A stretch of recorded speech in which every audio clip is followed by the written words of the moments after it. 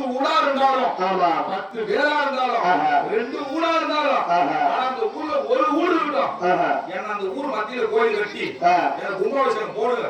நான் அந்த ஊர்ல நல்லதையும் பார்த்துக்கிறேன் கட்டதையும் பார்த்துக்கிறேன் சொல்லக்கூடிய தாய் யாருன்னா மகமாரி அம்மா மட்டும். வீடு யாருமே பொறுக்க மாட்டாங்க. செல்லியாயோ அங்காளம்மோ பச்சையாயோ பெரியாயோ அவங்க யாரும் பொறுக்க மாட்டாங்க.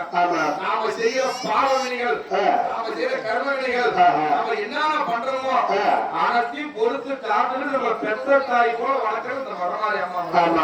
அதுக்குதான் இவங்களுக்கு பேர் வந்தது.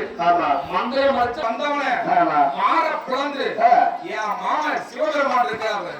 எங்க அண்ணன் யாரு இருக்காரு? திருப்பதி ஏழை வந்தவன் பிறந்து மணி உடுத்தா கையில வச்சுக்கிட்டாங்க. யாரு இவங்க? மகமாரி அம்மா. அது எது கேட்டீங்கன்னா நம்ம கோயில் முடியாவட்ட யாரும் கலங்காத மகமாரி அம்மனுக்கு இந்த ஆடி ஒரு மாதத்திலே ஊழல் கட்டியே வரணும். 4 மக்கள் பார்க்கணும், 4 மக்கள் ரசிக்கணும், இந்த அம்மா இந்த ஊர் மக்களுக்கு அருள்வாசி கொடுக்கணும் அப்படின்னு சொல்லி கொண்டு ஊர் மக்கள் எல்லாம் ஒன்று சேர்த்து என் தாய் அன்னைக்கு இருப்பது உண்மையா இருந்தா யாரும் அன்னைக்கு வெளிக்கு வந்து பாட்டு கட்ட கூடாது. தொடர்ந்து காதல வாங்கணும். நான் கூப்பிட்டு அழைக்க போறேன்.